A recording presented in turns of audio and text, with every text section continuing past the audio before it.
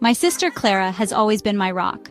From the earliest days of our childhood, she was the one I turned to for comfort and support. We're two sides of the same coin, bound by a shared history and an unspoken understanding. We shared secrets, dreams, and fears, creating a bond that seemed unbreakable. Growing up, she was my confidant, my partner in crime, my fiercest defender. We navigated the ups and downs of life together, always knowing we had each other's backs. But lately, our relationship has been strained, a delicate dance around unspoken boundaries and hurtful truths. The closeness we once cherished now feels like a distant memory. Clara, with the best intentions, can't seem to help but insert herself into my life, particularly when it comes to my daughter Lily. Her concern often feels more like interference. It's not that I don't value her opinion. I do. Her insights have been invaluable at times, guiding me through some of the toughest moments. But her advice often comes laced with judgment, a subtle undercurrent of "I know better" that leaves me feeling inadequate and frustrated. It's as if she believes her way is the only right way. It's like she can't quite grasp that my life, my choices, are my own. I need the space to make my own decisions, to learn from my own mistakes. And while her meddling used to be bearable, even amusing at times, it's taken a turn for the worse since Lily came into the picture. Her constant involvement has started to feel suffocating, making me question my own abilities as a mother. I know she means well, but I need to find a way to set boundaries, to reclaim my own sense of autonomy. It's a difficult conversation, but one that needs to happen for the sake of our relationship and my own peace of mind. Despite the challenges, I hold on to hope that we can find a new balance, one where her love and support don't feel like an intrusion. After all, she's my sister and I love her deeply. We weren't dealt the easiest hand, Clara and I. Our parents' relationship was tumultuous, a chaotic blend of fiery arguments and icy silences. We learned early on to navigate their volatile moods, to become experts at reading the subtle signs of an impending storm. It was during those difficult years that our bond solidified, forged in the crucible of shared experience and unspoken support. Perhaps it's the echoes of our past that fuel Clara's need to control, to fix. Maybe she sees in my life, in my choices, a reflection of our parents' mistakes, a path she's determined to steer me away from. Whatever the reason, her constant interference, however well-intentioned, feels like a smothering weight on my shoulders. It started small, as these things often do. A comment about Lily's sleeping habits, a suggestion about my parenting style, a thinly veiled criticism of my life choices.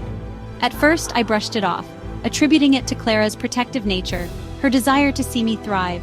But as Lily grew older, so did the interference. Suddenly, everyone from our hairdresser to the cashier at the grocery store seemed to be privy to Clara's opinions on how I should raise my child. She'd corner them in conversation, launching into detailed accounts of my supposed failings and offering unsolicited advice on everything from potty training to discipline. It was embarrassing, infuriating, and above all, hurtful. Becoming a mother at 18 wasn't part of my life plan, but Lily's arrival, unexpected as it was, changed everything. Her father, a fleeting presence in our lives, made it clear that he wasn't ready for fatherhood. It was a painful realization, but one that ultimately gave me clarity. I would raise Lily on my own, surrounded by love and support, even if it meant doing it without him. It wasn't easy, not by a long shot, but I learned to navigate the challenges, to find strength in the face of adversity. I built a good life for Lily and me, a life filled with love, laughter, and the unwavering support of my sister.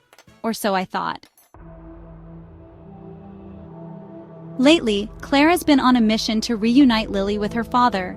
She argues that Lily deserves a relationship with him, that it's not fair for her to grow up without knowing half of her heritage.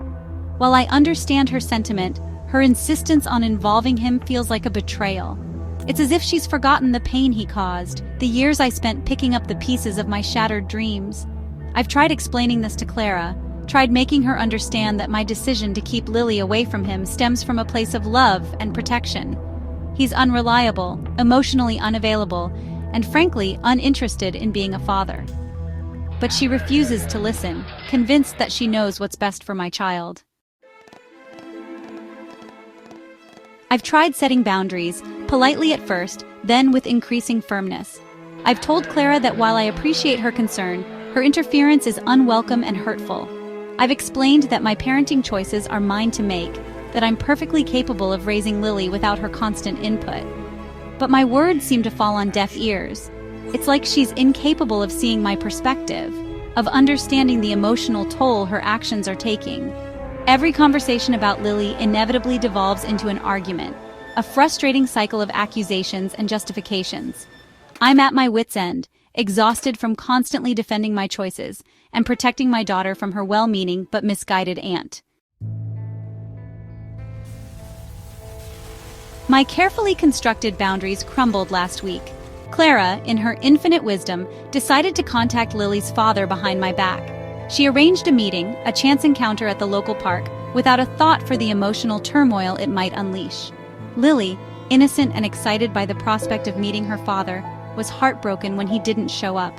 Seeing my daughter's tear-stained face, the confusion and hurt in her eyes, was the final straw.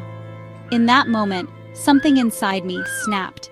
Clara's constant meddling, her disregard for my wishes, had finally crossed the line. She had involved my daughter in her crusade, exposing her to potential heartache without a thought for the consequences.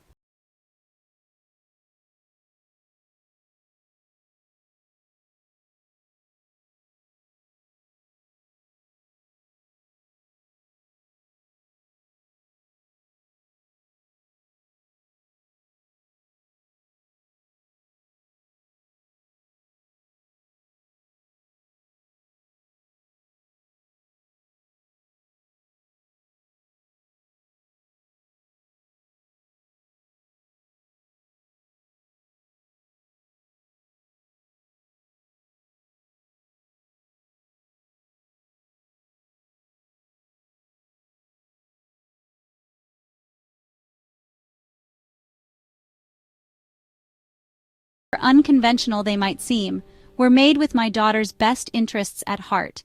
Every choice I made was to ensure Lily's happiness and well.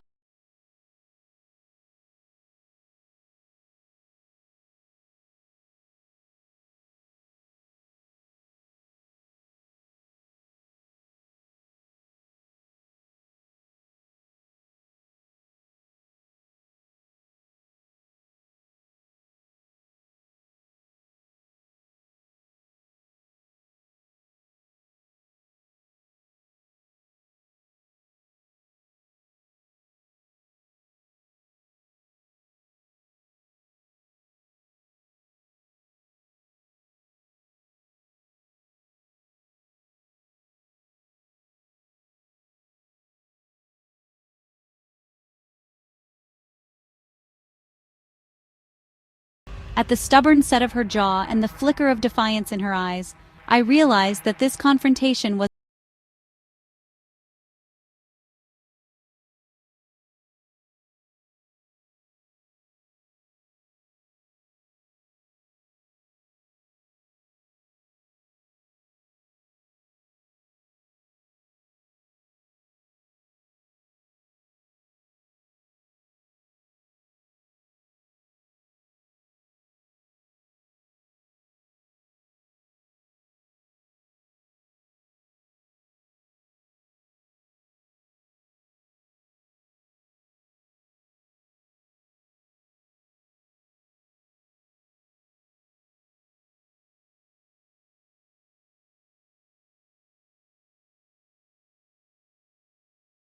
and if that meant setting boundaries with my own sister, then so be it.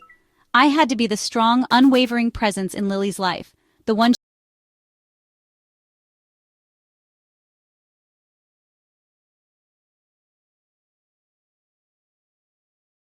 making difficult choices and facing uncomfortable truths.